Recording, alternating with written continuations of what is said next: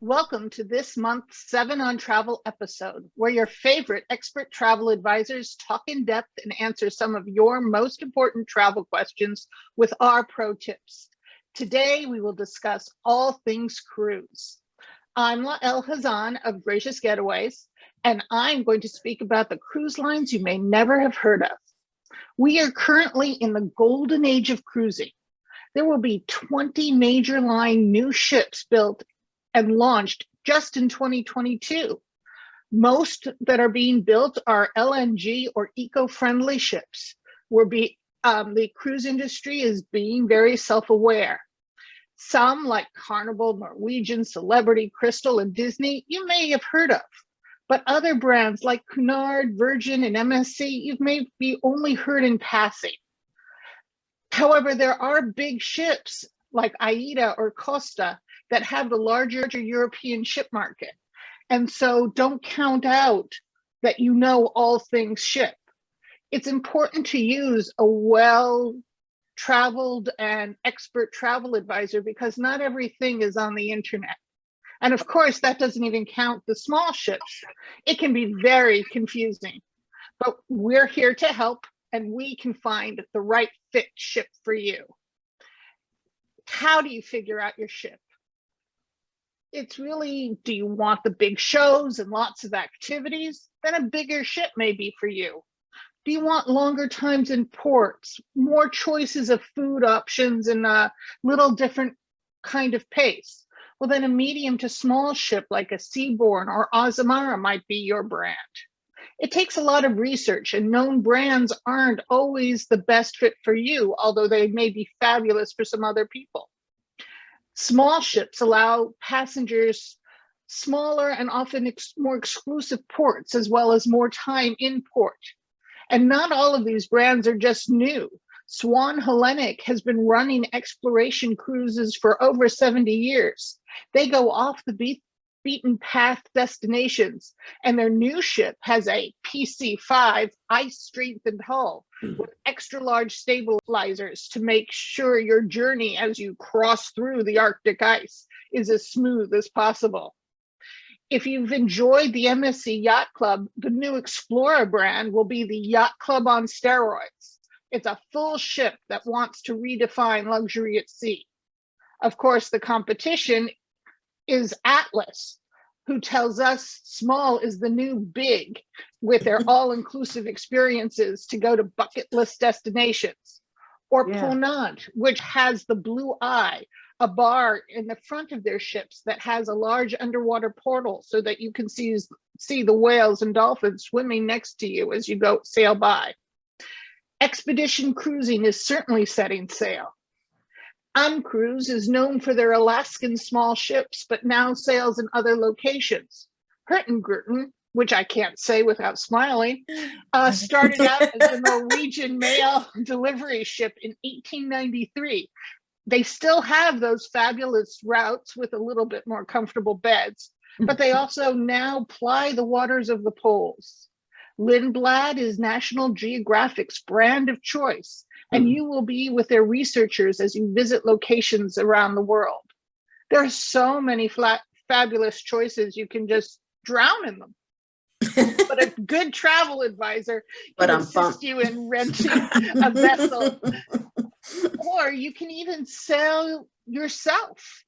Or you can have a private experience just for you and those you love, complete with captain and a chef.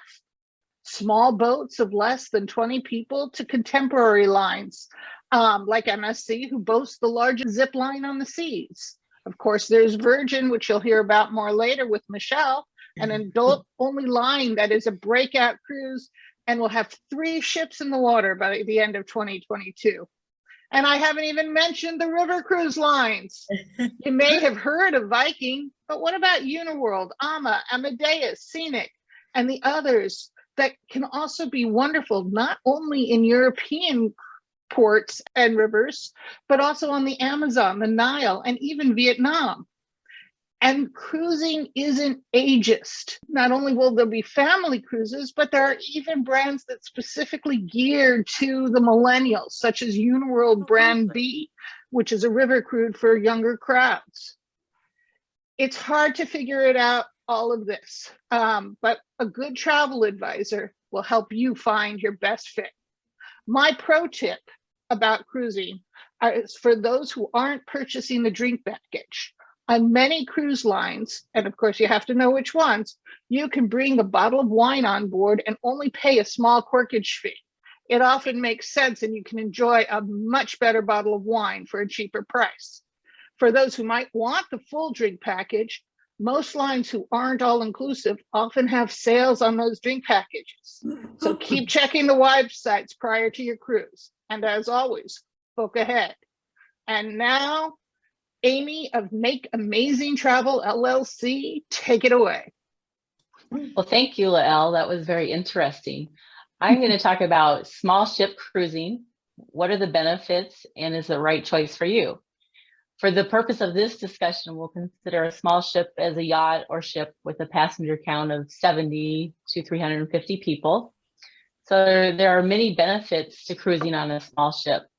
With small ship, with a small population, there's a staff to ratio of about 1-to-1, depending on the cruise line.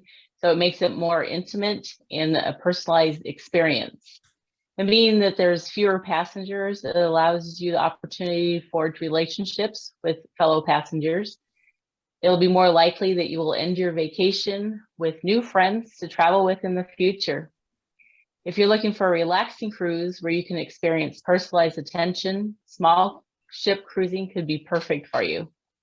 Small ships offer more of a lounge-like atmosphere, fewer restaurants, and they offer lectures from experts in their fields to teach about the history of the area, wildlife and plants, as well as specialty classes like photography.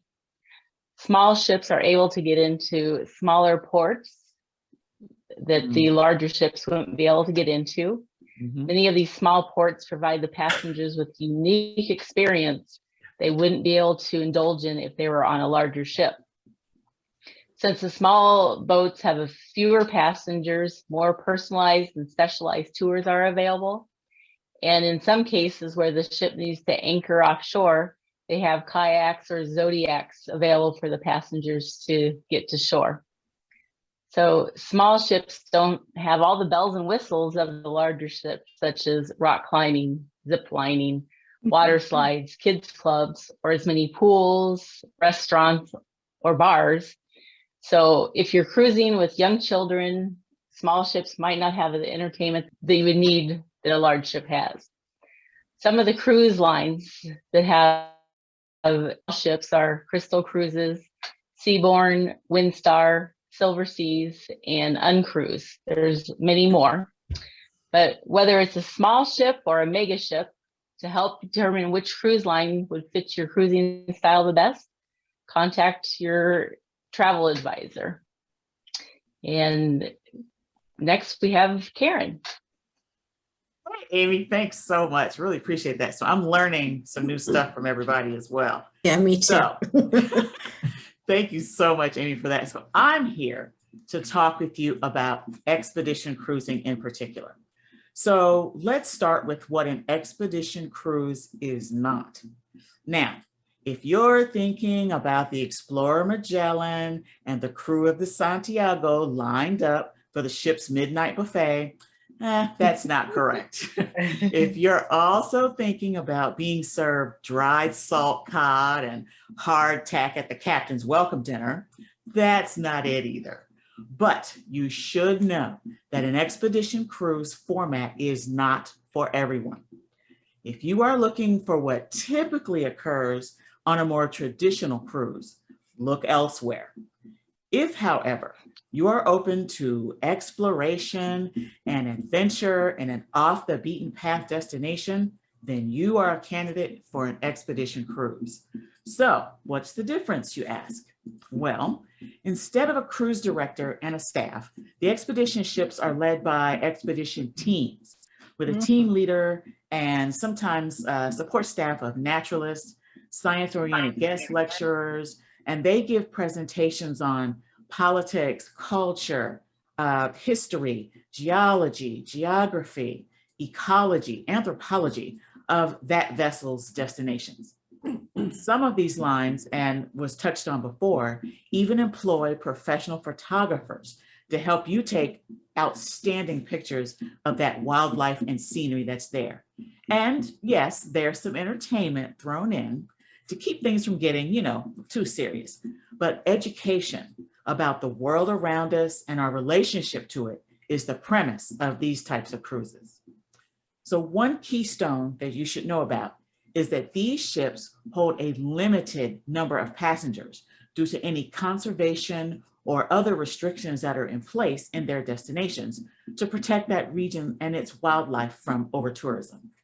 Another keystone you should be aware of is that expedition cruising is the extensive use of Zodiac inflatable craft instead of a conventional tender. So not only does this require you to be a little more agile in transferring to and from the ship, but often the destination is a beach or a rocky shoreline and it lacks a pier. So you'll have to do what's called wet landings, which is having to jump over the side of that Zodiac and wade in the water to get to shore. So if you think expedition cruising is something you'd like to try, you may be wondering what the best regions are. So here's a quick little primer. So where can you go? You can think Alaska, the Amazon, which you can combine, by the way, with a trip to Machu Picchu.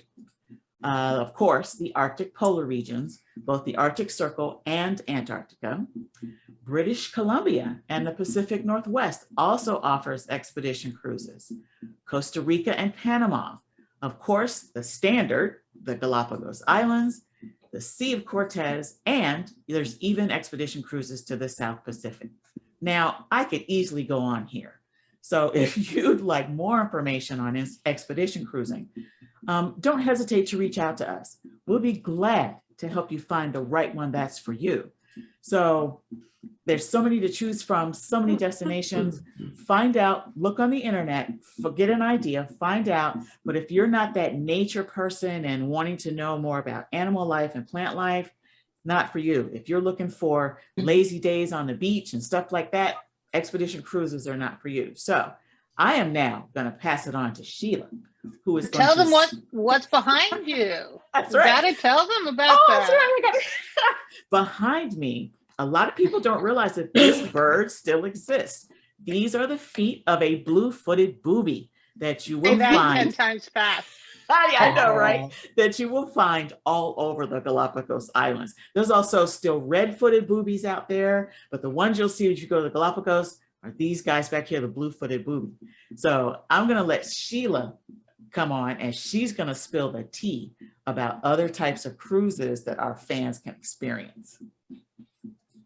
Thank you, Karen. So cool. So cool. I am Sheila Randolph with Fundraiser Travel, and my focus is travel fundraising. So I do a lot of group cruises. So if you're thinking about setting up a group cruise on your own, you want to think about really two things: the line that you're going to go on and the itinerary. For example, if you're looking for a cruise that serves families of all different ages, you might want to think about one of the midlines like Royal Caribbean or Carnival, Norwegian, and just to name a few, because as you've heard today, there are so many. And because they offer lots of activities for everyone in your group, and they won't be bored, and they'll have so much to choose from. You also want to look into itineraries. Their cruising offers every itinerary in the book, from Caribbean to Europe to all over the world. So you want to think about your group and what itinerary is best for your group. If you have a group of adults or older adults, you may want to think about different cruises, maybe some upper level cruises like Celebrity, Canard, just to name a few. MSC, for example, offers wonderful accommodations for multi-generational families. So if you're looking to have a family reunion, you might look at MSC because they have different levels for everyone's needs, and it's really terrific. Now, group cruising is great because you can put a low deposit down generally. They don't require the, higher deposit. Is also, there are a lot of perks for group cruises, like onboard credits and theme parties and all kinds of things, just to name a few. And then lastly, going on a group cruise doesn't mean you have to spend all of your time with the group. So you can do, cruising offers so many things. You can explore, do what you like, or, get the rest that you need. So thank you very much. And I would excited to introduce Michelle because I want to hear all about Virgin. So Michelle, take it away. Oh, yeah. Thank you. Thank you, Sheila. Hey guys, so this is Michelle from Surf City Cruise and Travel. And as you can see from the image behind me, I have been on Richard Branson's beautiful, super sexy Scarlet Lady. And she offers a grown-up experience. It's a modern ship, but it's comfy too. And what I like to describe the Scarlet Lady, the vibe of her is really like playtime or recess for grown-ups. This cruise offers, this cruise offers sailings for guests who are 18 and over only. So we know you love your kids, but hey, you're going to leave them at home this time. And it's just you and your friend or special person who are going to just kick back, relax, and enjoy. And so what are some of the things that you're going to enjoy on your Virgin Voyages cruise? And I was on the Scarlet Lady, but there are 2 more ships that are going to be coming out, the Valiant Lady and the Resilient Lady, sailing in other places. But today I'm talking about the Scarlet Lady. And on this ship, there are so many different areas around this ship.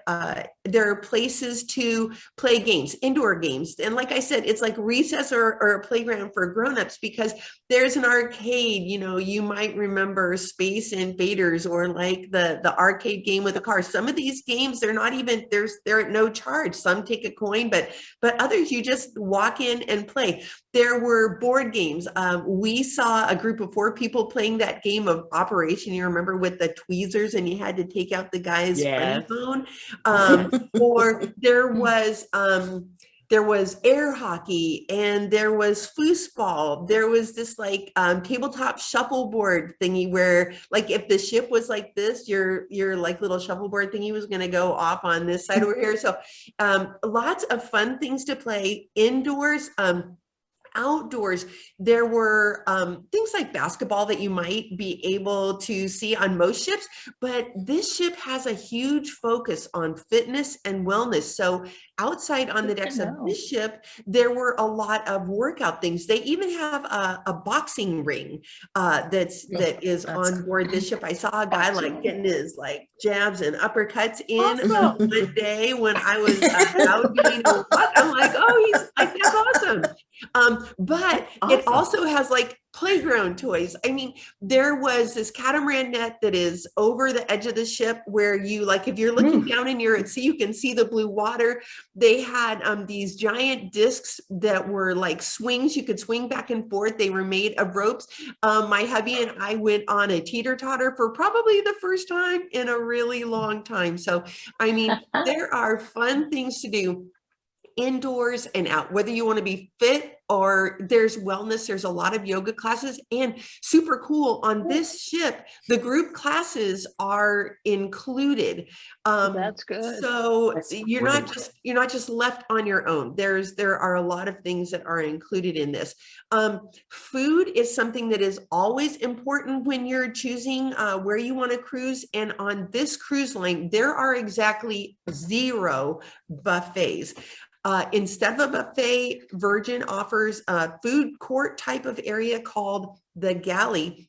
And in addition to that, there are 7 a la carte restaurants. There's Gunbay Korean barbecue, the Test Kitchen, which is very avant-garde with a set menu. Of course, they can take care of food needs or concerns.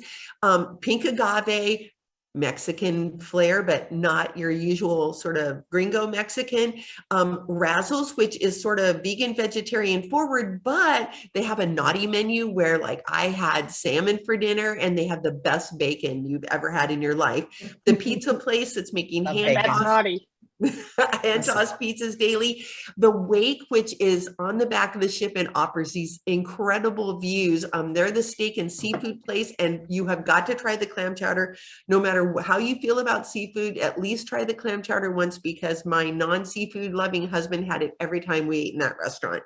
And then, of course, Extra Virgin is going to be the Italian restaurant featuring regional specialties and handmade pastas daily. So all of these food choices, by the way, these are all also included in your cruise fare. So there's like, you've got some games that are included, your group workouts included, all of the dining is included.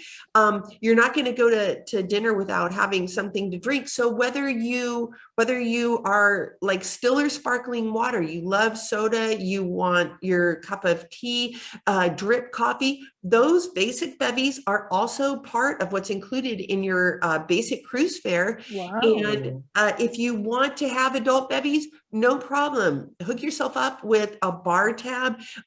One of us, when we're working on your cruise, can set the bar tab up for whatever you want. Best of all, if you were a person like you love your adult bevies, but your cruising partner wouldn't touch them with a 10-foot pole, it's not like on the big cruise lines where you buy the deluxe beverage package and every adult in the stateroom is required to have it. With Virgin, you have a bar tab, and so your adult cruising companion can have all the soda, water, coffee, and tea that he or she wants to have, and you can save the bar tab for yourself. That's Yeah.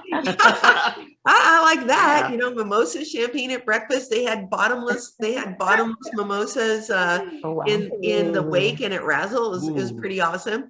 So, but what are you going to do in your other time? You've been on the teeter-totter, you challenged your friend to a game of Operation. What are you going to do for entertainment around the ship?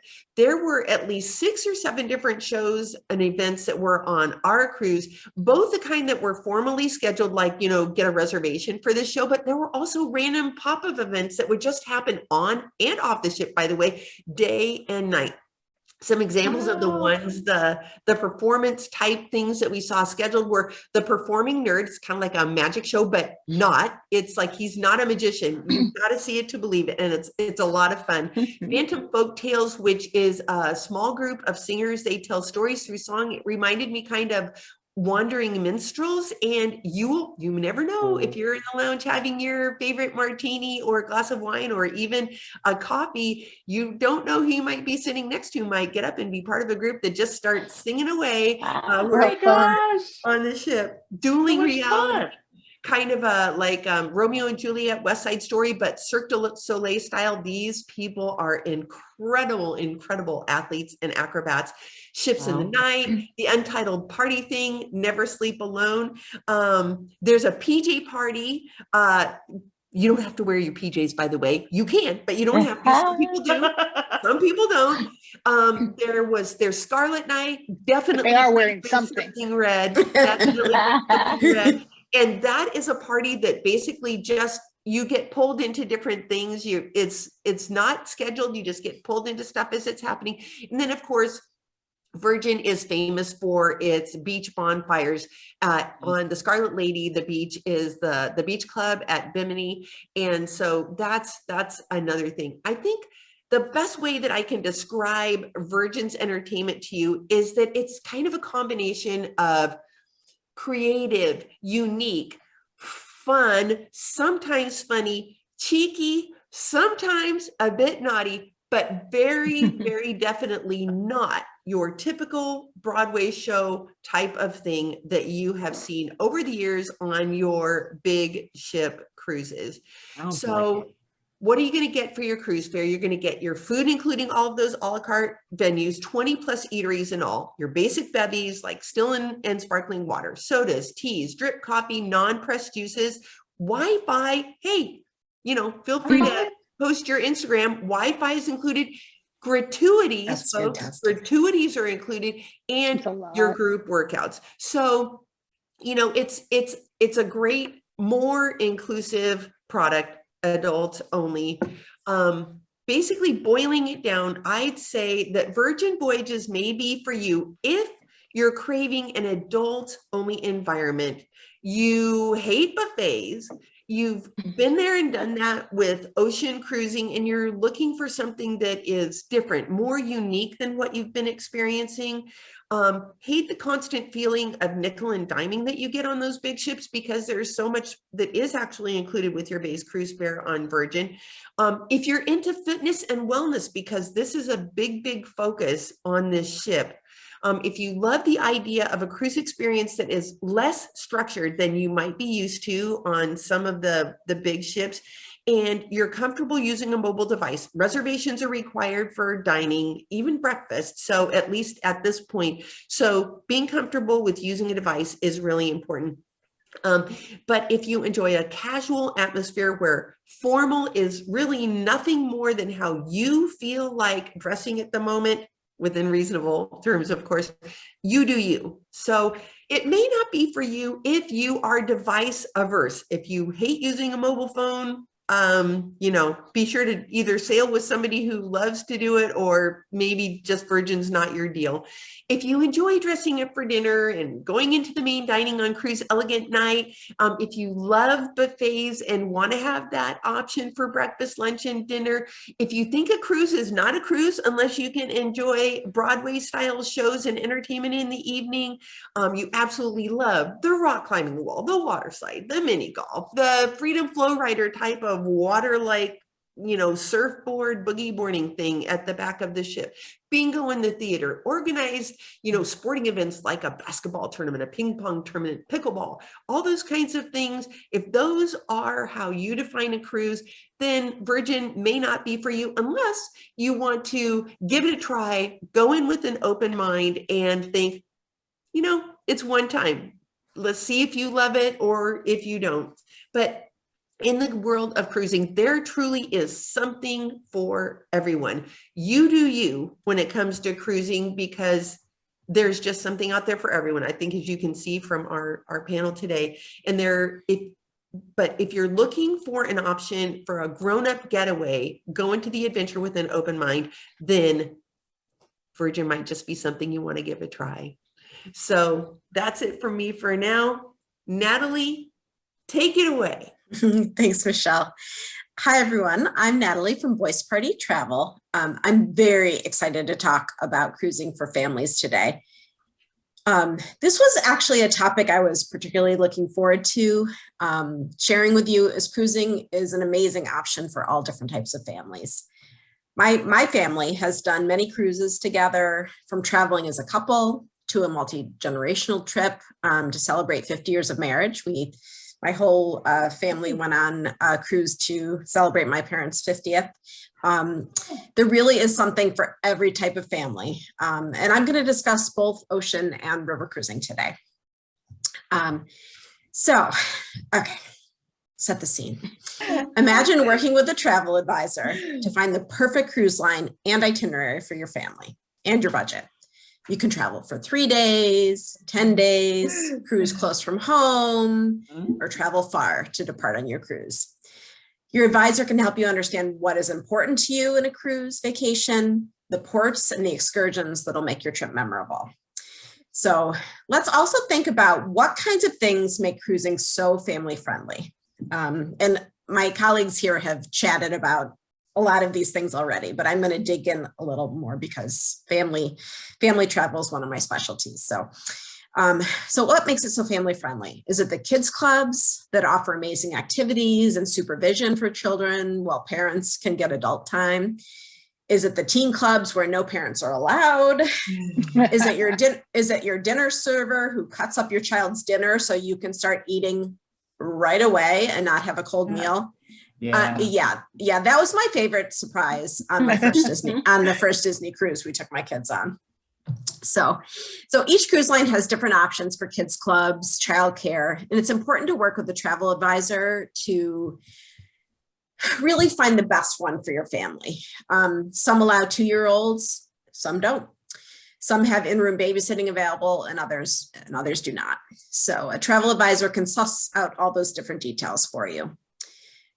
There are also rules about how far along in a pregnancy you can cruise. So make sure you share that detail with your advisor. When people think about activities on ocean cruise ships, often shuffleboard and gambling come to mind. I grew up watching The Love Boat, so I always think shuffleboard. Everyone on cruises was doing shuffleboard. So before I ever cruised, that's what I thought the extent of activities were. Pools and shuffleboard. Well, you can find that on many cruise ships. There's so much more to do.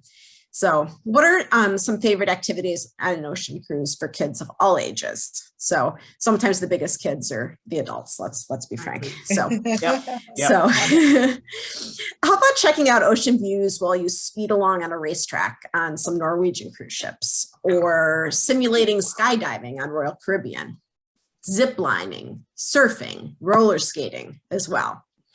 On a Disney cruise, there are fireworks at sea, a water coaster, and the Midship Detective Agency where families can work together to solve mysteries all over the ship. There may be themed cruises like a Star Wars cruise. Many of these activities are included right in the price of your cruise fare. Some aren't, but many are. Of course, there's pools, splash areas, water slides to enjoy in warm weather climates, sometimes even in cooler weather climates if it's inside. Many cruise lines have a lineup of incredible shows and also have a private island to stop at during the cruise that offer even more activities and gorgeous beaches as well. When choosing a cruise, it isn't only the activities that are important to a family, of course. The type of stateroom, the location on the ship.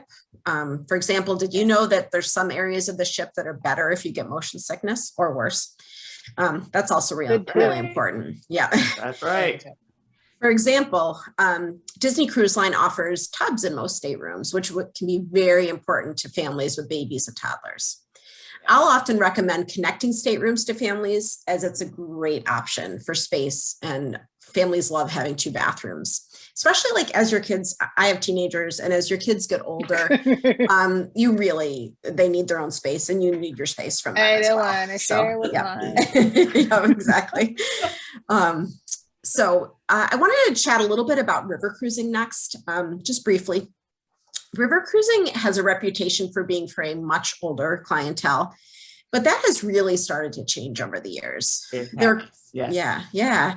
There are cruise lines that offer sailings that have themed family cruising. Adventures by Disney has partnered with AMA Waterways to offer family-centered river cruising on the Danube, Seine, and Rhine rivers, for example.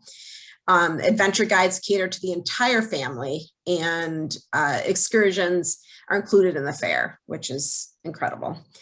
Families can visit a working apricot farm or visit the beautiful Mirabel Gardens and other sites made famous from the movie The Sound of Music, for example, in Austria. That's right. And our next concert will be by Lael. That's right. Or how about a private Oktoberfest celebration where costume local entertainers show you the music, folk dancing, beer, which I love, and pretzels, also love, and more, that have made this a yearly event all across the world. Talk and Uniworld offer fantastic river cruising options for families as well. All right, let's talk food now. Cruising offers incredible options and a lot of it. of different kinds of food. And my colleagues have chatted about some of those differences. Some cruise lines have food specific to the region where it's sailing. I think this is an amazing opportunity for children to try new cuisines. And I have found my own children, but seeing other children as well on vacation, kids sometimes are more willing to try new things when they're on vacation. So the beautiful thing is if they don't like it, you just get something else. It's all included in your fare. So your server will bring you something else. Good tip. Yep. If you have a fussy eater, they will bring you buttered pasta or chicken fingers. Right. But it really is. The peer pressure of other kids will yes, make for sure. try things. For sure. But it's a really great time to expand their palates. So if anyone in your family has food allergies, dietary restrictions, cruises are exceptionally good about making arrangements. Your travel advisor will ask you for that information ahead of time and will make sure the cruise line is aware. The other thing is cruising is a great time to let your kids spread their wings a little bit and experience a bit more freedom. It's important to set expectations for behavior and safety ahead of time, of course, but tween and teens can utilize the clubs independently. Kids love to go by themselves up to the pool deck and get the soft serve ice cream or play video games with their friends that they met in the teen club. One suggestion I offer to clients is to split up during the day, but plan and to make it an expectation to have dinner together every night. It's a great way to not get too sick of each other. So you all do your own thing, especially like on a multi-generational trip. Everyone wants to do different things. So during the day, you do your own thing, and then make dinner a really special time every day to come back together as a family. So not every activity or excursion needs to be together, and families may enjoy those things, being able to do separately. All right, I think it's time to wrap things up. We have talked cruising for quite a while today, and I know we gave you a lot of information. Love cruising. Yes, there is so much to know about choosing the best cruise line, ship, itinerary for your vacation. Don't forget to remember to contact your travel advisor to help you plan. Lael, what do you always say? The internet is for looking. Travel advisors are for booking. That's right. We would love it if you'd comment below to let us know your favorite cruise line, ship, or itinerary, or one that you want to try if you haven't cruised before. And if you like what you heard today, you can subscribe using the button below and click on the little bell to be informed of new content. Thanks again for watching, and see you next month. Everyone, Bye. thanks. Bye. Thank you.